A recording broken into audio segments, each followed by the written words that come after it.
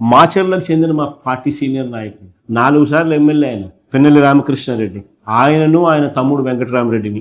ఆశ్చర్యం ఏంటంటే కేసు వివరాలు చూడండి. వీళ్ళ హయాంలో అంటే చంద్రబాబు నాయుడు ముఖ్యమంత్రిగా ఉన్న వీళ్ళ హయాంలో తెలుగుదేశం పార్టీకి సంబంధించిన వీళ్ళ గ్రూపుల తగాదాల వల్ల వాళ్ళు కొట్లాడుకొని వాళ్ళు చంపుకుంటే ఆ కేసులో ఇరికిచ్చేది మా ఎమ్మెల్యే క్యాండిడేట్. అంతకు ముందు కూడా ఎన్నికల్లో రిగ్గింగ్ను అడ్డుకున్నందుకు 54 రోజులు జైల్లో పెట్టినారు. అంతకుముందు ఇదే పిన్నెల్లి రామకృష్ణారెడ్డి. చంద్రబాబు నాయుడు గారు ముఖ్యమంత్రి అయిన తర్వాత ఈ 19 నెలల కాలంలో ఏకంగా పిన్నెల్లి రామకృష్ణారెడ్డి మీద పెట్టిన కేసులు ఎన్నో తెలుసా? 16 కేసులు పెట్టారు. సుమారు 5 గంటల ప్రాంతంలో కుంటపాడు గ్రామానికి వెళ్ళినటువంటి దారిలో బోదులపాడు వద్ద 2 వీలర్ మీద వెళ్తున్నటువంటి జవిశెట్టి వెంకటేశ్వరరావు ఇలియాస్ మద్దయ్య మరియు జవిశెట్టి కోటేశ్వరరావును బ్లాక్ స్కార్పియోలో